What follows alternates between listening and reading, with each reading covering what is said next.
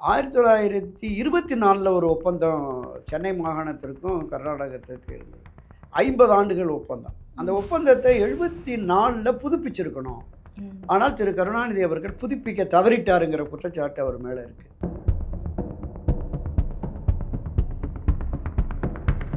மாடு கட்டி போரடித்தால் மாளாது சென்னல், யானை கட்டி போரடித்த தமிழ் மண்ணு சொல்லுவாங்க, தஞ்சை மண்ணை.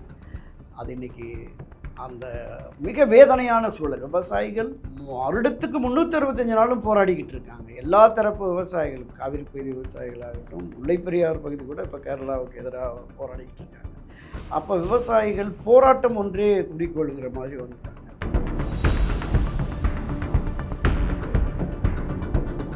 அந்த பார்வை என்னன்னா, நீங்கள் இந்திய தேசிய காங்கிரஸ் ஆனாலும் பாரதிய ஜனதா கட்சி ஆனாலும் மத்தியிலே ஆட்சி கட்சியாக இருக்கிற பொழுது அவங்க பார்வை எப்படி இருக்குன்னா, கர்நாடகா மாநிலத்தில் அவங்க ஆட்சி அதிகாரத்திற்கு வருவதற்கான வாய்ப்பு இருக்குது தனித்தோ கூட்டணியாக. ஆனால் தமிழ்நாட்டில் இந்த 2 பெரும் தேசிய கட்சிகளும் ஆட்சி அதிகாரத்திற்கு வர முடியாது என்பதால் உச்சநீதிமன்ற தீர்ப்பை கர்நாடக அரசு மதிக்கலை, மத்திய அரசினுடைய உத்தரவை மதிக்கலை, நடுவர் மன்றத்தின் தீர்ப்பை மதிக்கலை, ஆணையத்தின் தீர்ப்பை உத்தரவை மதிக்கலை. தானடித்த மூப்பாக கர்நாடக அரசு பிடிவாதமாக இருப்பதால் மிகப்பெரிய சிக்கலில் தமிழ்நாடு இருக்கிறது. இந்த காவிரி நதிநீர் பிரச்சனை என்பது இந்த அனுமார்வால் போல நீண்டுக்கிட்டே இருக்கு.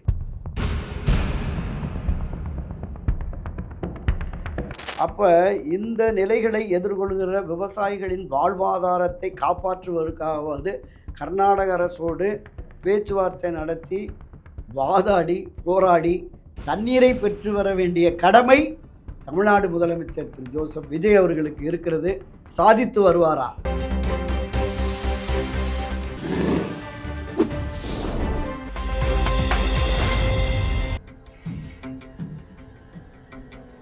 தமிழலை நேயர்களுக்கு வணக்கம். இன்றைய சந்திப்பில் நம்மோடு இணைந்திருப்பவர் திராவிட இயக்க ஆய்வாளரும் மூத்த பத்திரிகையாளருமான திரு துரை கருணா. அவர்களை வரவேற்பதில் மிக்க மகிழ்ச்சி.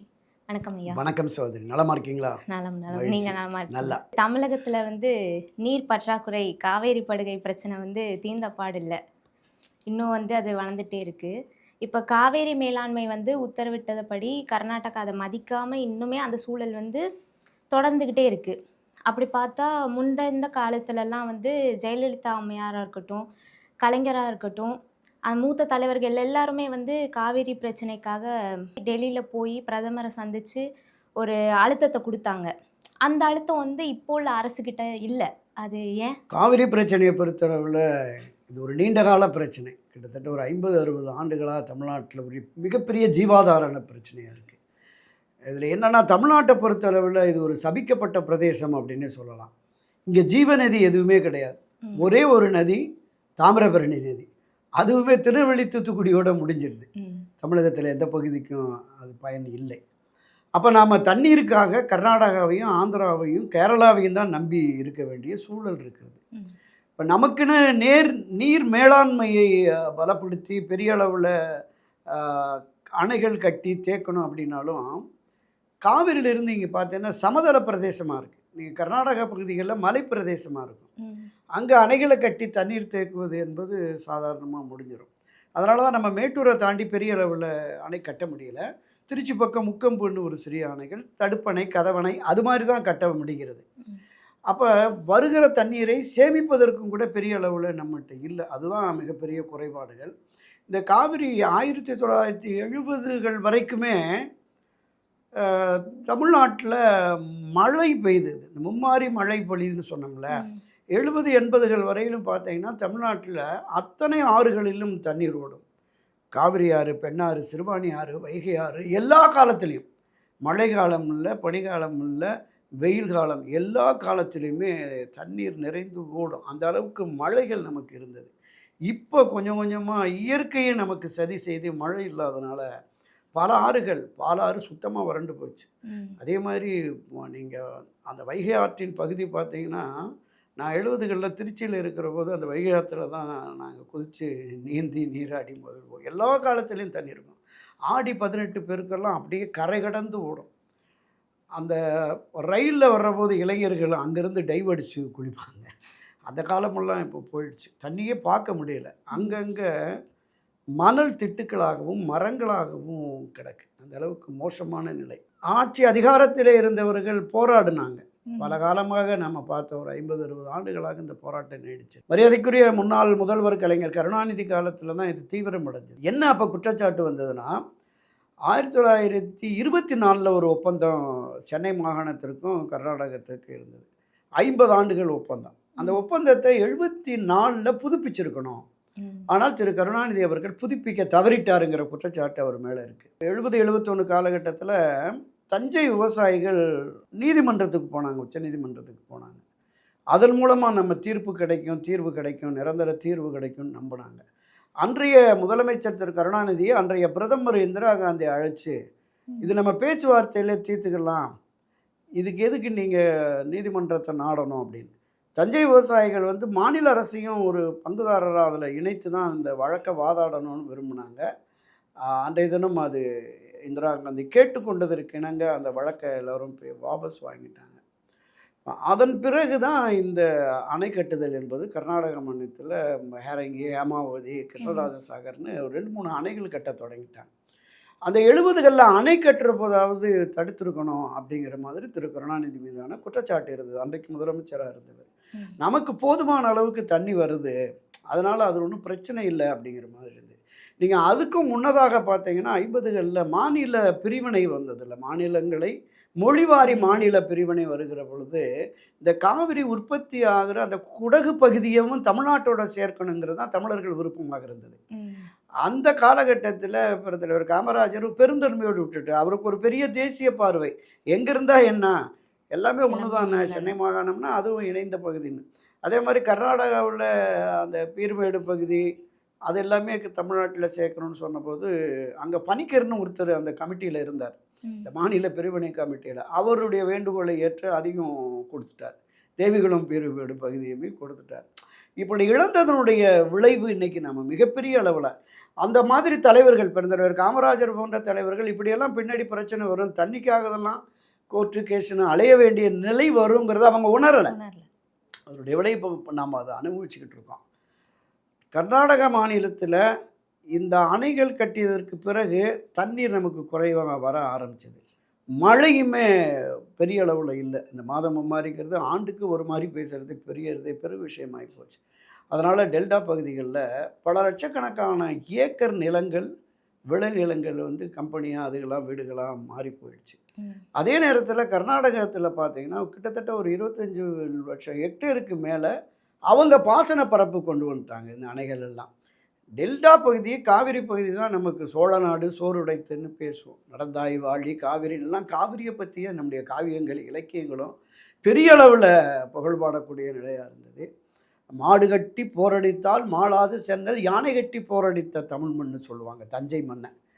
அது இன்றைக்கி அந்த மிக வேதனையான சூழல். விவசாயிகள் வருடத்துக்கு 365 நாளும் போராடிக்கிட்டு இருக்காங்க. எல்லா தரப்பு விவசாயிகளும், காவிரி பகுதி விவசாயிகளாகட்டும், முல்லைப்பெரியார் பகுதி கூட இப்போ கேரளாவுக்கு எதிராக போராடிக்கிட்டு இருக்காங்க. அப்போ விவசாயிகள் போராட்டம் ஒன்றே குறிக்கோள்கிற மாதிரி வந்துட்டாங்க. ஆண்டுக்கு முப்போகம் விளைந்த பூமி தஞ்சை பகுதியில். நீங்கள் ஒவ்வொரு காலகட்டத்திலும் ஆண்டுக்கு ஆண்டு விளைநிலங்களுடைய பரப்பு குறையுது. ஒவ்வொரு காலகட்டத்திலும் அந்த உற்பத்தி என்பது குறைந்தே வருகிறது. இது காலப்போக்கில் பெரிய அளவில் இப்போ ஒரு கடந்த அதிமுக ஆட்சி காலத்தில் அது ஒரு பாதுகாக்கப்பட்ட வேளாண் மண்டலமாக அறிவித்ததுனால நிறைய கம்பெனிகள், இந்த ஆயில் கம்பெனிகள் அதெல்லாமே வர்றதுக்கு தடைப்படுத்தியிருக்கு. அது ஒரு பெரிய விஷயமாக நம்ம பார்க்கலாம். அப்போ நமக்கு நிரந்தர தீர்வு என்பது என்னென்னா, இரு மாநிலங்கள் இடையேயான நீர் பிரச்சனை. இந்த பிரச்சனையை தீர்க்க வேண்டிய பொறுப்பும் கடமையும் மத்திய அரசுக்கு தான் இருக்குது. ஆனால் மத்திய அரசு இதில் மிகப்பெரிய அளவில் தீவிரமாக கவனம் செலுத்தலைங்கன்னு பார்க்குறோம். அந்த பார்வை என்னென்னா, நீங்கள் இந்திய தேசிய காங்கிரஸ் ஆனாலும் பாரதிய ஜனதா கட்சி ஆனாலும் மத்தியிலே ஆட்சி கட்சியாக இருக்கிற பொழுது அவங்க பார்வை எப்படி இருக்குன்னா, கர்நாடகா மாநிலத்தில் அவங்க ஆட்சி அதிகாரத்திற்கு வருவதற்கான வாய்ப்பு இருக்குது தனித்தோ கூட்டணியாக. ஆனால் தமிழ்நாட்டில் இந்த 2 பெரும் தேசிய கட்சிகளும் ஆட்சி அதிகாரத்திற்கு வர முடியாது என்பதால் இந்த தமிழகத்தின் மீது அவர்களுக்கு ஒரு மாற்றாந்தாய் மனப்பான்மை இருக்குங்கிற குற்றச்சாட்டுமே நம்ம மறுக்க முடியாது. அதுவுமே தொடர்ந்து குற்றச்சாட்டுகளுமே வைக்கப்பட்டிருக்கிறது. ம். அதனால தான் இவங்க மரியாதைக்குரிய கலைஞர் கருணாநிதி காலத்திலும் சரி, புரட்சித் தலைவர் எம்ஜிஆர் காலத்திலும் சரி, அதை தொடர்ந்து செல்வி ஜெயலலிதா காலத்திலும் சரி, பலமுறை பல முதலமைச்சர்களோட பேச்சுவார்த்தை நடத்தியிருக்கிறாங்க. அங்கே இருந்த தேவராஜ் அர்ஷு, நம்ம ராமகிருஷ்ண ஹெக்டே, குண்டுராவ், தேவேகவுடா, குமாரசாமி, பல முதலமைச்சர்கள் அங்கே இருக்கிற பொழுது இங்கிருந்து நம்முடைய முதலமைச்சர்கள் போய் பேச்சுவார்த்தை நடத்தியிருக்கிறாங்க. தண்ணீரை ஓரளவுக்கு பெற்றிருக்கிறார்கள். குறிப்பாக புரட்சித் எம்ஜிஆர் அவர்கள் ஆட்சியில் இருந்தபோது இந்த போராட்டம் ஆர்ப்பாட்டம் எதுவுமே இல்லாமல் ஒன்று தொலைபேசி மூலமாக பேசிடுவார், இல்லை நேராக போய் பார்த்து ராமகிருஷ்ண ஹெக்டே, குண்டுராவெல்லாம் பார்த்து தண்ணீரை திறந்து விடுறதுக்கான வேலைகளை பண்ணுவாங்க. ஒரு முறை அங்கே வந்து தண்ணீர் திறக்கிறாங்க, தமிழ்நாட்டிலேருந்து தண்ணீர் பிரச்சனை வருதுன்னு உடனே அங்கே ராமகிருஷ்ண ஹெக்டே சிஎம்மாக இருக்கிற போது அங்கே ஒரு போராட்டம் நடக்குது, காவிரியில் தண்ணி திறந்து விடக்கூடாது அப்படின்னு சொல்லிட்டு. அப்போ இந்த பிரச்சனையெல்லாம் நம்ம சால்வ் பண்ணி கொண்டு போகிறதுக்கு, தண்ணி திறந்து விடுறதுக்கு ஆகும் அப்படின்னு ராமகிருஷ்ணன் புத்திசாலித்தனமாக ஒன்று பண்ணார். இந்த அணைகளை பராமரிக்க வேண்டிய தேவை இருக்கிறது, எனவே பராமரிப்புக்காக நம்ம தண்ணீரின் அளவை குறைக்க வேண்டியது இருக்குதுன்னு சொல்லிட்டு திறந்து விட்டார். இப்போ அந்த மாதிரியான போக்கு புரட்சித் எம்ஜிஆர் காலத்தில் இருந்தது. ஒரு இணக்கமான அணுகுமுறையும் இருந்தது. ஸோ அந்த மாதிரியான ஒரு அணுகுமுறை இருந்ததுனால அப்போது நாம் தப்பிச்சுட்டு வந்துட்டோம். அப்போ இந்த பிரச்சனைகளுக்கு என்ன நிரந்தர தீர்வு? பேச்சுவார்த்தையால் இனி தீர்க்கவே முடியாது என்கிற தீர்க்கமான முடிவுக்கு செல்வி ஜெயலலிதா வந்து தான் உச்சநீதிமன்றத்தை அணுகி இனி சட்டப்பூர்வமாக மட்டுமே தீர்வு அப்படின்னு வர்றாங்க. ஏன்னா அதற்கு முன்னாடி புரட்சித் எம்ஜிஆர் காலத்திலும் சரி, கலைஞர் கருணாநிதி காலத்திலும் சரி, அந்த நடுவர் மன்றம் அமைக்கப்பட்டு நடுவர் மன்றம் வந்து அந்த பிலிகுண்டுன்னு காவிரி நதி நீர் வருகிற தமிழகத்தின் எல்லை பகுதி தொடங்கி கடைமடை பகுதி டெல்டா வரைக்குமே அவங்க பயணம் செய்து ஒரு ஆய்வு நடத்தி தான் 205 டிஎம்சி ஆண்டுக்குன்னு சொல்லிட்டு ஒரு இடைக்கால தீர்ப்பை வழங்குறாங்க. அதையும் ஒத்துக்க மாட்டேன்ட்டாங்க.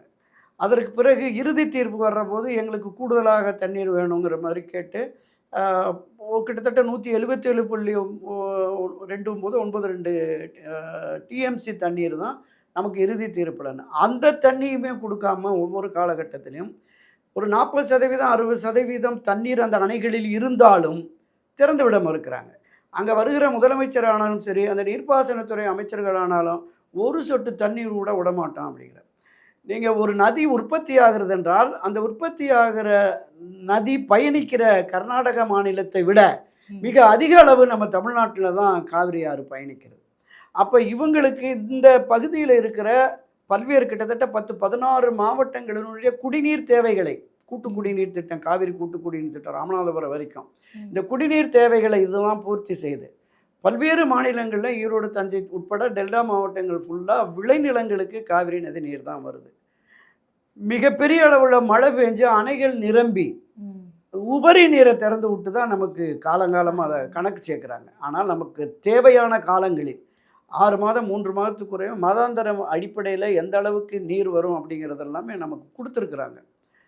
அதில் இதுவரைக்கும் எதுவுமே இல்லை. அப்புறம் நீர் மேலாண்மை ஆணையம், அதை முறைப்படுத்துவதற்கான ஒரு கமிட்டி எல்லாம் போட்டாங்க, எதுவுமே நடக்கலை. உச்சநீதிமன்ற தீர்ப்பை கர்நாடக அரசு மதிக்கலை, மத்திய அரசினுடைய உத்தரவை மதிக்கலை, நடுவர் மன்றத்தின் தீர்ப்பை மதிக்கலை, ஆணையத்தின் தீர்ப்பை உத்தரவை மதிக்கலை. தானடித்த மூப்பாக கர்நாடக அரசு பிடிவாதமாக இருப்பதால் மிகப்பெரிய சிக்கலில் தமிழ்நாடு இருக்கிறது. இந்த காவிரி நதிநீர் பிரச்சனை என்பது இந்த அனுமார் போல் நீண்டுக்கிட்டே இருக்குது. நான் சொன்னது மாதிரி பல நாடுகளில் பிரச்சனைகள் இருக்குது, நதிநீர் பிரச்சனைகள். அதெல்லாம் கூட அவங்க ஈஸியாக தீர்த்துடுறாங்க நாடுகளுக்கு. இந்த இந்திய தேசம் என்பது ஒரு மிகப்பெரிய தேசம். இதில் வந்து இந்திய மக்கள் எல்லோருமே ஒற்றுமையாக வாழணும்னு நம்ம பள்ளிக்கூடத்துலேருந்து சொல்லி கொடுக்குறாங்க, நம்ம ஒற்றுமையாக தான் வாழணும். ஆனால் இந்த தண்ணீர் பிரச்சனையை பொறுத்தளவில் இது தீர்க்க முடியாத பிரச்சனையாக இருக்கிறது. இன்று தமிழ்நாட்டினுடைய முதலமைச்சர் மரியாதைக்குரிய ஜோசப் விஜய் அவர்கள் அடுத்த மாதம் ஜூலை 3ஆம் தேதி போகிறாங்கிறாங்க. போய் ஒரு இணக்கமான போக்கு காங்கிரஸ் கட்சிக்கும் தாவேகாவுக்கு இருக்கிறது.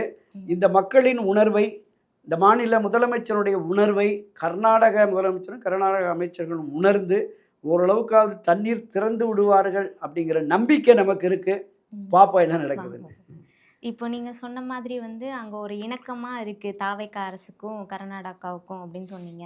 ஆனா இன்னொரு குற்றச்சாட்டு என்ன வருதுன்னா, அங்க காங்கிரஸ் தான் இருக்காங்க. ஆனா இவங்க அடிச்சு பேசலாம். ஆனா வந்து தாவேக்கா அரசு அமைதியாவே இருக்கு. எங்க வந்து அடிச்சு பேசினா கூட்டணி கலைஞ்சிருமோ அப்படிங்கிற ஒரு பயத்தால வந்து கர்நாடகாக்கு கிட்ட வந்து கேட்காம இருக்காங்க. நீர் பிரச்சனைய பத்தி பேசாமயே இருக்காங்க அப்படின்னும் ஒரு குற்றச்சாட்டு வந்து இப்ப பரவலா பேசிட்டு வருது.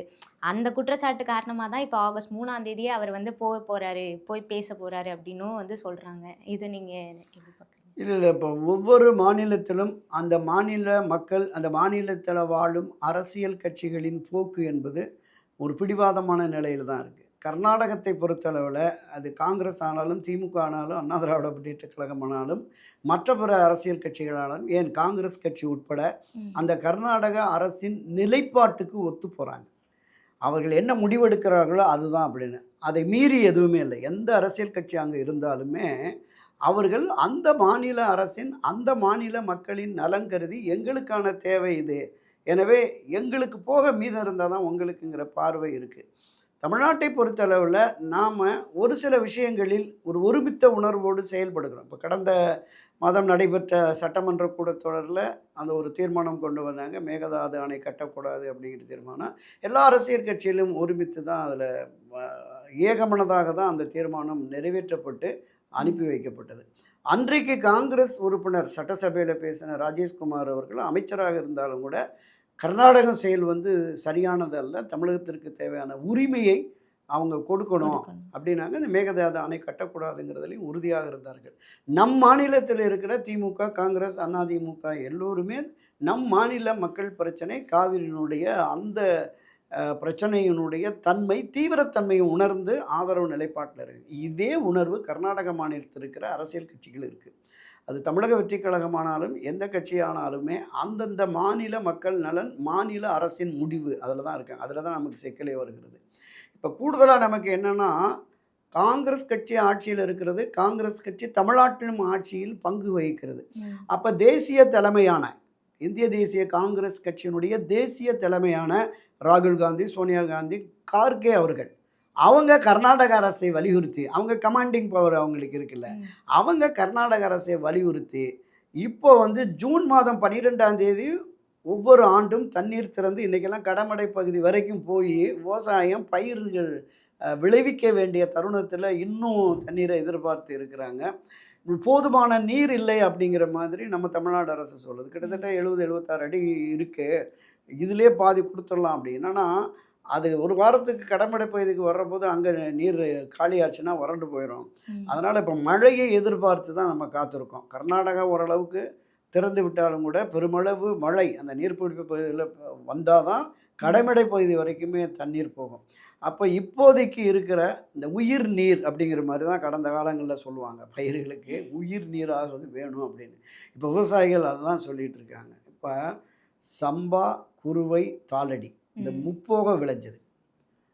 இப்போ ஒரு போகம் விளைவிக்கிறதுக்கே தண்ணி இல்லாம தடுமாறக்கூடிய ஒரு தஞ்சை டெல்டா தஞ்சை பகுதியிலலாம் டெல்டா வந்து பகுதியில. கருகி ஆமா, ஆமா. போயிடுச்சுன்னு அதுதான் விவசாயிகள்லாம் அதுதான் சொல்றேன். அதுக்கு தான் இந்த உயிர் தண்ணீராவது வேணும் அப்படிங்கிற மாதிரி கேட்குறாங்க.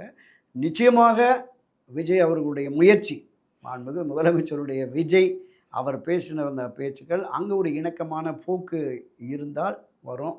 கர்நாடக அரசின் அந்த செயல்பாடுகளை நான் சொன்னது மாதிரி மத்திய காங்கிரஸ் தலைமை இருந்து ஒரு ஒரு ஒரு ஜீவாதார, வாழ்வாதார பிரச்சனை. தமிழ்நாட்டினுடைய குடிநீர் பற்றாக்குறையே நிறைய வந்துருச்சு. பல பகுதிகள்ல வந்துருச்சு. ஒரு இடத்துல கூட பயிர்களை விளைவிக்க முடியாத சூழல் இருக்கு. என்னன்னா, ஒவ்வொரு ஆண்டு விவசாயிகள் பாதிக்கப்படுவாங்க. இப்ப இன்னைக்கு பயிர் கருகி போய் தண்ணீர் இல்ல ம். அப்படின்னு சொல்லிட்டு கவலையோட அவங்க இருப்பாங்க. கரெக்ட்டா கொஞ்சம் தண்ணி வந்து பயிர் வந்து அந்த நெல் முற்றுகிற நிலையில், கதிர் அறுக்கிற நிலையில மழை வந்து பூரா எல்லாத்தையுமே அதான் ஒண்ணு பேஞ்சு கெடுக்கும், இல்லைன்னா காய்ஞ்சு கெடுக்கும் அப்படிங்கிற மாரி இருக்கும். ஸோ அப்படிப்பட்ட சூழலும் இருக்கு. அப்ப இந்த நிலைகளை எதிர்கொள்கிற விவசாயிகளின் வாழ்வாதாரத்தை காப்பாற்றுவதற்காவது கர்நாடக அரசோடு பேச்சுவார்த்தை நடத்தி, வாதாடி, போராடி தண்ணீரை பெற்று வர வேண்டிய கடமை தமிழ்நாடு முதலமைச்சர் திரு ஜோசப் விஜய் அவர்களுக்கு இருக்கிறது. சாதித்து வருவாரா? பார்க்கலாம். பார்க்கலாம். அப்படி பார்த்தா வந்து இப்போ அதுக்கு ஒரு நிரந்தர தீர்வு வந்து இப்போ ஆகஸ்ட் 3 தான் வந்து போய் இது பண்ண போறாங்க. ம். அதுவரை வந்து பயிரெல்லாம் கருகிருச்சு. அதுக்கு ஒரு தீர்வு குடுங்க அப்படிங்கிற மாதிரியும் வந்து விவசாயிகள் வந்து கேட்டுட்டு வராங்க. அந்த தீர்வு கூட வந்து கால தாமதமாகுதே அப்படின்னும் சொல்றாங்க. அது ஏன் அப்படின்னு? இல்ல அதுதான் சொல்றேன். இப்ப இன்னொரு 10 நாட்கள் கழித்து தான் அவரு போறாரு. ஜூன் 12ல தண்ணீர் திறந்து 16, 17லலாம் அங்க விவசாயத்திற்கு தண்ணீர் வந்துரும்னு எதிர்பார்த்திருந்தாங்க. இப்ப இன்றைக்கும் தண்ணீர் வரல. இப்ப இன்னொரு 10 நாட்கள் பொறுத்து இருக்கிற பொழுது, அவங்க தண்ணீர் திறந்து விட்டுமே அது பயனற்று போயிரும். ஏன்னா பயிர்கள்லாம் கருகி, அது விளைவிக்கவே முடியாத சூழல் வந்துரும். இன்றோ அல்லது நாளையோ நம்ம பேசுறது பேசுவோம். ஒரு குறைந்தபட்ச தண்ணீரையாவது திறந்து விடுங்கள் அப்படின்னு சொல்லிட்டு, தண்ணீரை திறந்து விட்ட உடனே மேட்டூர் அணையிலிருந்துமே நம்ம அரசாங்கமும் அந்த தண்ணீரை திறந்து விட வேண்டும். விவசாயிகளுடைய கோரிக்கை நியாயமானது. என்ன செய்வார்கள் அரசு பார்க்கலாம் நம்ம. இன்னொரு பக்கம் வந்து என்ன சொல்றாங்கன்னா, எந்த ஒரு பிரச்சனையா இருந்தாலும் சரி, ஜெயலலிதா அம்மையார் காலத்துலயும் சரி, கலைஞர் காலத்துலயா இருந்தாலும் சரி, ஒரு கட்சி இணக்கமா போய் வந்து டெல்லியில போய் பிரதமர சந்திச்சு தான் வந்து போயி ஒரு அழுத்தத்த வந்து குடுத்தாங்க, அப்படிங்கிற மாதிரிலாம் சொன்னாங்க. இப்போ அந்த கட்சி கூட்டணி, அந்த இணக்கமே இல்ல அப்படிங்கிற மாரி சொல்றாங்க. இவ்ளோ பெரிய பிரச்சனை, இவ்ளோ காலதாமதமாகுது, விவசாயிகள், மக்கள்னு இவ்ளோ போராடிட்டு இருக்காங்க. இருந்தாலும் வந்து காங்கிரஸ காப்பாத்துற விதமாவா? இல்ல ஏன் இந்த மௌனம்? அப்டின்லாம் வந்து பேசுறாங்க. ஏன் அந்த கட்சியோட ஒரு இணக்கம் இல்ல? அப்டிங்கிற கேள்வியெல்லாம் வந்து நெறைய எழுந்துட்டுருக்கு. இல்ல பொதுவெளிகள்ல அரசியலை கடந்து தான் இத பார்க்கணும். மத்திய அரசு, மாநில அரசு அப்படின்னு தான் பார்க்கணும். இந்த தமிழ்நாட்டினுடைய மக்கள் பிரச்சனை, ஜீவாதார பிரச்சனை என்று வருகிற பொழுது, நம்மோடு கூட்டணி இருக்கிறார்களா? அல்லது எதிர் நிலைப்பாட்டில் இருக்கிறார்களா? என்று ஒரு மத்திய அரசு பார்க்கவே கூடாது. அந்த ம். பார்சியாலிட்டியே இருக்கக்கூடாது. அதுதான். இங்கேயுமே ஒரு இணக்கமான போக்கு வேண்டும். இப்ப தாவேக ஆட்சி அதிகாரத்திற்கு வருவதற்கு இந்திய தேசிய காங்கிரஸ் உடனடியாக வந்து உதவி செஞ்சு அந்த 5 எம்எல்ஏக்கள் ஆதரவுன்னொன்னே பாஜக தரப்பிலிருந்து ஒரு எதிர் நிலைப்பாட்டை, ம். ஒரு எதிர்வினையை ஆற்றுவார்கள் அப்படின்னு. இவருமே பெரிய அளவுல அ தமிழக வெற்றிக் கழக தலைவர், மாண்புமிகு முதலமைச்சர் அவர்கள் பெரிய அளவுல இதுவரைக்கும் பாஜகவுக்கு எதிரா எதிர்வினை ஆற்றியதில்ல. அவர் வந்து கொள்கை எதிரி என்று பாஜகவை பிரகடனப்படுத்தினாலும் கூட, ம். தேர்தல் பிரசாரத்தின் போதோ அல்லது அதற்கு அடுத்த நிலைகளிலோ பெரிய அளவுல விமர்சிக்கல அந்த பாஜகவுக்கு எதிர் நிலைப்பாட்ட அவரு நம்ம எடுக்கலங்கிறத நம்ம பார்த்தோம். எனவே இந்த சூழலில் விவசாயிகள் தொடர் போராட்டத்தில் ஈடுபடுகிறார்கள். மக்களுடைய வாழ்வாதார பிரச்சனை என்பதால், ஒரு டீம், ஒரு குழுவை மத்திய அரசுக்கு அனுப்பியிருக்கணும். சட்டப்பேரவையில வந்து எல்லா கட்சிகளும் வலியுறுத்தினது, நம்முடைய தமிழகத்தைச் சேர்ந்த அத்தனை நாடாளுமன்ற உறுப்பினர்கள், சட்டமன்ற உறுப்பினர்கள் அழைத்து சென்று பிரதமரிடம் காவிரி பிரச்சனையையும் பேசி, போதுமான நீர் கொண்டு வருவதற்கான அந்த வழிமுறைகளையும் பார்ப்போம். இந்த மேகதாது அணை கட்டுவதிலிருந்தும் அதை விலக்களிப்பதற்கு, தடுப்பதற்கு இன்ன வர வந்து முதலமைச்சர் வந்து அத பத்தி கூட இன்னும் பிரதமர்ட்ட வாய தொறக்காம இருக்காங்க. அப்டிங்கிற மாதிரி இல்ல, தான். இல்ல. இப்ப கடந்த முறை பிரதமரை சந்திச்சபோது இதெல்லாம் வலியுறுத்தினதாக தாவேகா தரப்பிலிருந்து, அரசு தரப்பிலிருந்து சொல்லியிருந்தாங்க. இந்த கோரிக்கைகளை எல்லாம் பிரதமரிடம் வலியுறுத்தினாங்க. பொதுவா கடந்த காலங்கள்ல முதலமைச்சர்கள் அந்த மாதிரி டெல்லிக்கு போறபோது, டெல்லியில போய் பிரதமரை மற்ற தமிழ்நாடு விஷயமா சந்திக்க போறபோது, விமான நிலையத்தில எது தொடர்பா பேச போறோம் என்னன்னு மேலோட்டமாக சில தகவல்கள சொல்லிட்டு போவாங்க. டெல்லியில பிரதமரை மற்ற அமைச்சர்களை சந்திச்ச உடனே எந்த விதமான கோரிக்கைகளை முன்வைத்தோம் என்பதை முதல்வர்கள் ம். மறைந்த முன்னாள் முதல்வர் காலத்தில் எல்லா முதலமைச்சருமே அண்மை காலத்தில் கலைஞர் கருணாநிதி ஆகட்டும், புரட்சியர் எம்ஜிஆர், செல்வி ஜெயலலிதா, எடப்பாடி பழனிசாமி உட்பட எல்லோருமே இங்கேயும் பார்ப்பாங்க, டெல்லியிலையும் பார்ப்பாங்க. ஆனால் மதிப்பிற்குரிய முதலமைச்சர் ஜோசப் விஜய் அவர்கள் எங்கேயுமே எப்போவுமே பத்திரிகையாளரை சந்திக்க மாட்டேங்கிறார். அரசு தரப்புலையும் ஒரு தெளிவான விளக்கமும் இல்லை. எந்த விதமான கோரிக்கைகள், எத்தனை விதமான கோரிக்கைகள், ஒரு பைண்டிங் ஃபைல் எடுத்துகிட்டு போவாங்க செல்வி ஜெயலலிதா. 45 கோரிக்கை, 52 கோரிக்கைன்னு எடுத்துகிட்டு போய் விலாவாரியா அவங்கள்ட்ட சொல்லிட்டு, எது எதுக்கெல்லாம் ஒப்புதல் கிடைச்சிருக்கு, எது எதெல்லாம் பார்ப்போம்னு சொன்னாங்க அப்படிங்கிறதெல்லாம் விலாவாரியா செய்தி குறிப்பா வரும், வெளியீடு இருக்கும், அறிக்கைகளா போடுவாங்க, இந்த செய்தியாளரும் சந்திப்பாங்க. ஸோ அந்த நிலைப்பாடு இல்லாதனால தான் இந்த ஒரு இவ்வளவு குழப்பம். நமக்கு பொதுவெளிகள்ல என்ன இப்படி அமைதி காக்கிறாரு? நீங்க குறிப்பிட்டது மாதிரி சட்டமன்றத்தில் தீர்மானம் நிறைவேற்றிய உடனே அதன் மீது பேசிய எதிர்க்கட்சித் தலைவர் உதயநிதி சொல்றார். ம். நம்ம இந்த பிரச்சனை தொடர்பாக நம்முடைய சட்டமன்ற உறுப்பினர்களும், அனைத்து கட்சி தலைவர்களும், நாடாளுமன்ற உறுப்பினர்களும் சேர்ந்து நீங்க உங்க தலைமையிலே போய், ஏன்னா முன்னாடி நடந்திருக்கு அந்த மாதிரி. அது மாதிரி போய் பார்ப்போம் அப்படின்னாங்க. இவங்க அடுத்த நாளே இது தொடர்பான ஒரு கூட்டத்தை கூட்டியிருக்கணும். இந்த விஷயம் தொடர்பாக ஒரு குழுவை அமைத்து முதற்கட்டமாக குழு போட்டோம். அதுக்கு அடுத்த கட்டமாக நம்ம எல்லோருமே போவோம் அப்படிங்கிற மாதிரி அடுத்தடுத்த நடவடிக்கைகளில் ஈடுபட்டிருந்தால் இந்த விமர்சனம் வந்திருக்காது. எனவே இந்த விமர்சனம் வருவதை தவிர்ப்பதற்கான ஒரு நல்ல அணுகுமுறைகளை முதலமைச்சர் கடைப்பிடிக்க வேண்டும் என்பதுதான் தமிழ் மக்களினுடைய பார்வையாக, விருப்பமாக இருக்கிறது. பொறுத்திருந்து பார்ப்போம். ஆகஸ்ட் 3 ஒரு தீர்வு கிடைக்குதா? இல்ல இன்னும் பேச்சுவார்த்தையிலே போகுதா? என்ன ஏதுன்னு பொறுத்திருந்து பார்ப்போம். நன்றி. நன்றி. வணக்கம்.